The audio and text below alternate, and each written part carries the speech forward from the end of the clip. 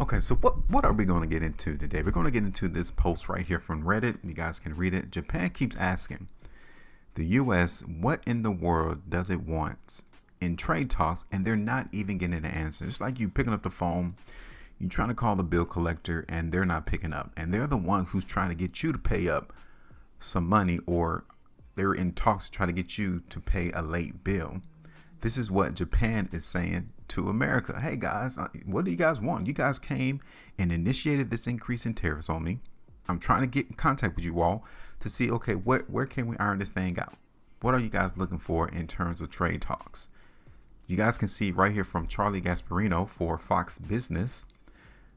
Japanese negotiators are complaining that the problem with the trade negotiations with the White House what's delaying concrete progress, and a real deal is that the U.S. keeps changing its ask in terms of exactly what it wants, said one financial CEO who speaks regularly to country officials. Maybe it's a negotiating tactic, but the lack of publicly announced deal progress is depressing the dollar, spiking bond yields, and leading to a flight to quality, to gold, and now Bitcoin. We're going to go ahead and look at some of these comments before I get started into this post. Make sure you guys hit that like, share, and subscribe for more of my content that I do produce here for this platform. Also, former U.S. Assistant Secretary of Defense and veteran diplomat Chaz Freeman also relayed a similar story on YouTube. The Japanese have just been in Washington. Their experience apparently was they went to talk to the American leadership on this matter, and the American leadership said, "What are you offering?" And the Japanese said, "Well, what is it that you want?" And the Americans could not explain what they wanted. Like, for real. What's the whole point of instituting tariffs on the Japanese people? And when they come and ask you, what do you want? You have a deer in the headlights look. Did you not expect when you started these negotiations that these countries will come to you and ask you, okay, what you looking for? You are the ones who's trying to come in and increase these tariffs on my country. We're coming to the negotiating table. Tell me what you want. And we can start there. That would be the beginning stage of these negotiations. So Japan is like, hey, tell me what you want, and we can see what we can do. The art of the deal, evidently. If I'm one of those countries, talking about Japan, I would make a whole bunch of promises that sound good in the headline, like buying fighter planes and whatnot, then just not do those things. You're probably only going to have to leg it out until the midterms. Maybe that's what Trump wants. You know how he likes to be in the limelight, how he likes to see things as going great. So maybe the Japanese people can say, all right, cool. We can go ahead and make this a headline. We can buy your fighter jets. We can go ahead and increase our bond purchases for your debt. We can also allow some other incentives for American businesses to shut up shop in Japan. We could do that. And we can make this all glamour and shiny in the headlines. Let Fox Business pick it up. Let's let all the other social media platforms pick it up. Let's let the stock market go up 5, 6, 7%. But then in the end, we can renege on it. We just won't ever do it. Because you're not telling us what you want, America.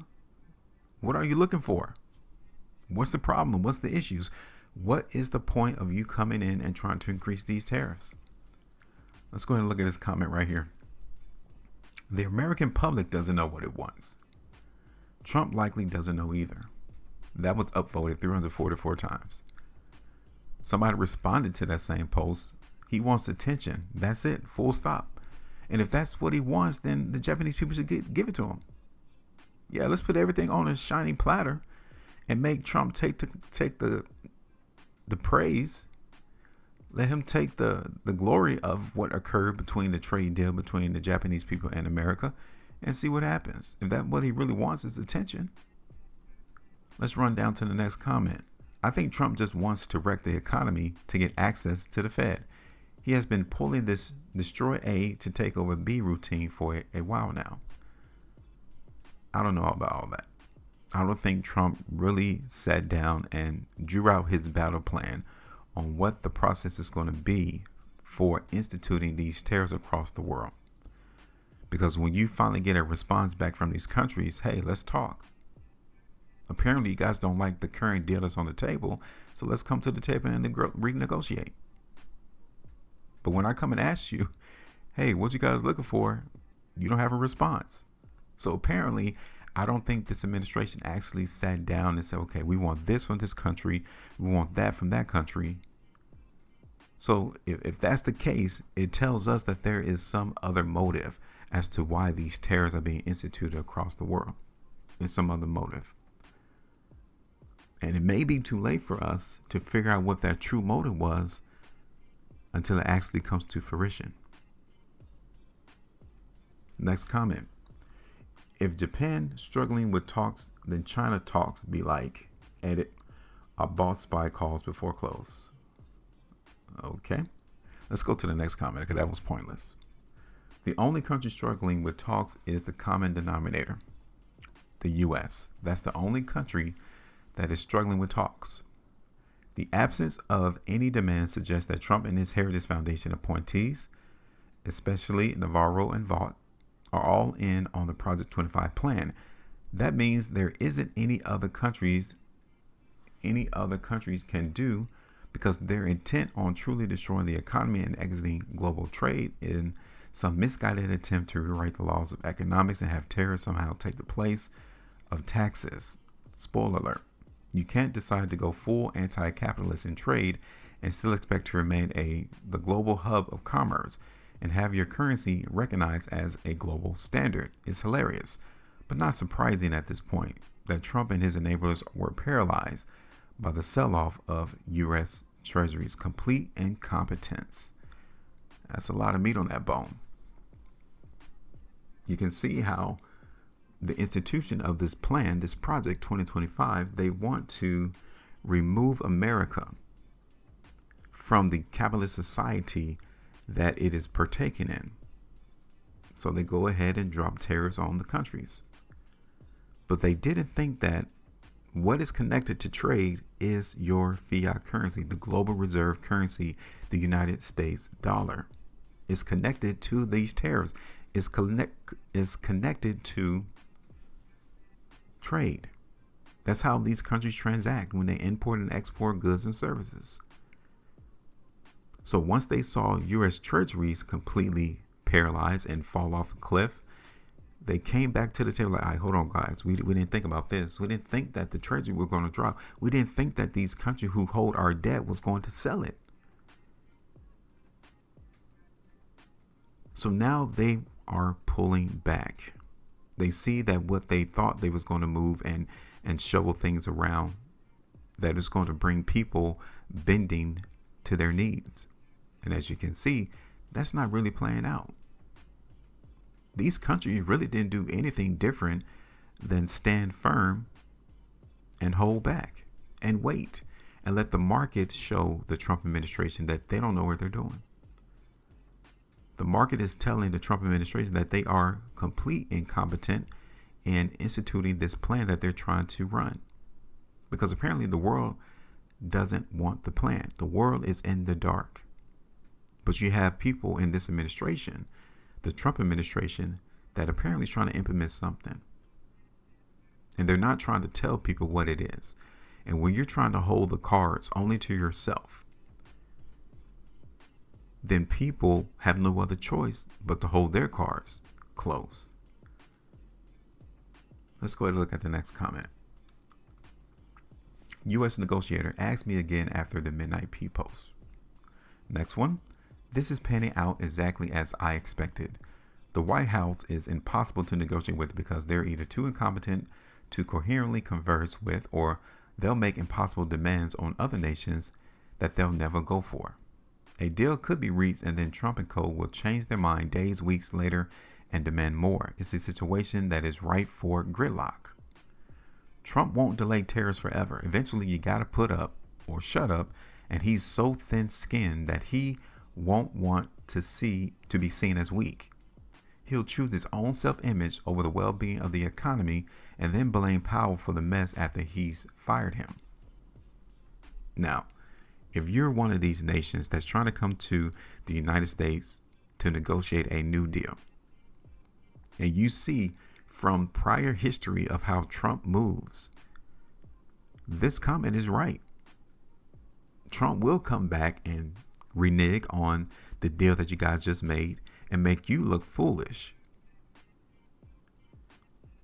And maybe days and weeks later, come at you and say, look, I want more.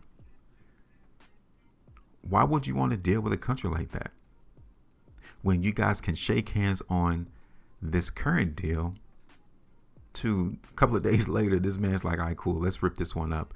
I want them back at the table because I don't like the deal that we've made. How can you operate your country that way?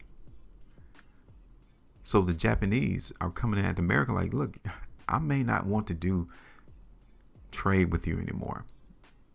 We might have to forego the United States, even though it may hurt us initially in the short term, but we could be better off if this is how America is going to be moving.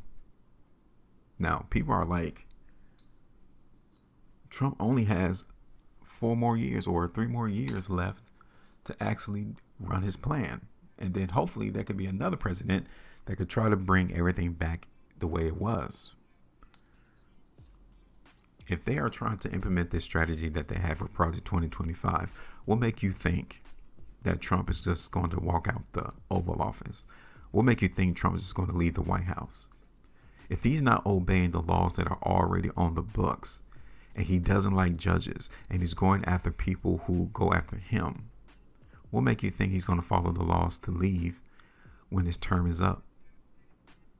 Just something for you to think about, because we're 3 years out, and we will cross that bridge at that time to see if this man is going to leave freely, or will he just continue to hold his position? Next comment, look at that one. Trump won't delay tariffs forever. It's important to remember, for the most part, tariffs haven't been delayed. There are still massive tariffs on Chinese goods and 20% on most everything else. This represents the highest tariffs levels in almost 100 years and more than 10x what they were a few months ago. So even if Trump holds on to this 90-day pause, the other 20% is still higher than what we've been accustomed to in the world. So there's still going to be damage done in the economy. So if they're trying to negotiate with every country a new deal in the next 90 days, how is that even possible? When you have this one situation with the Japanese country, the Japanese people, and they can't even get a response from them in that sense. So you already know that the Trump administration does not have a folder, a file of every country and what they want from that particular country. You know they don't. So how are they even able to negotiate with all of these countries if they want a deal?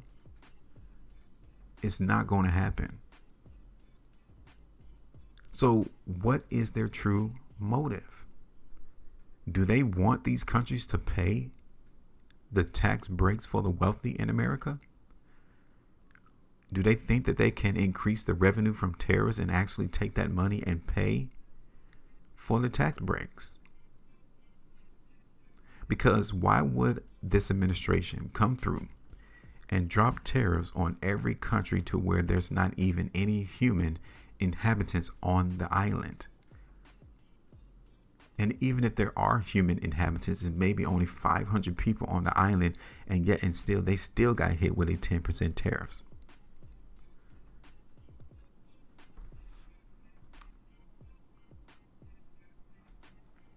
So this situation is going to look bad for Trump and the administration. They are not going to win in this trade war with the world. Impossible. So eventually you're going to see, as time goes on, Trump pull back from his tariffs. He's going to have to pull back. He's going to have to allow some exemptions on some products to eventually he's just going to leave everything the same, because it was something that could not be feasible in a very short amount of time. What else is there to talk about?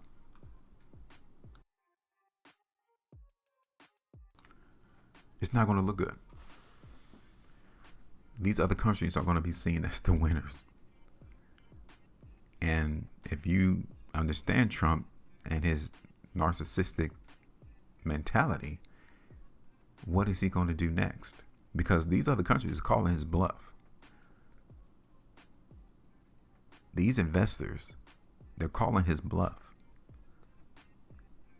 So is he going to stand 10 toes down and hold down to these tariffs? Because if so, hey, we all need to get prepared for a recession.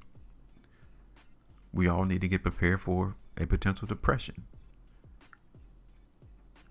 Because the increase in costs across the globe, across the world, when people already don't have enough money to buy the things today, will continually go up, which will stymie commerce, which would stop people going out and buying products and going on vacation, because they just don't have the money now.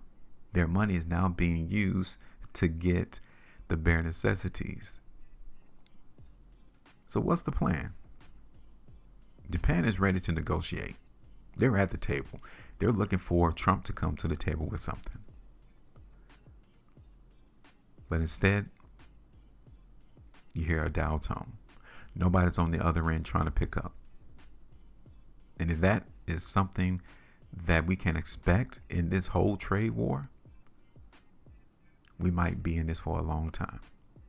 Just saying. Let me know your thoughts. Make sure you maintain profit. And as always, trade different.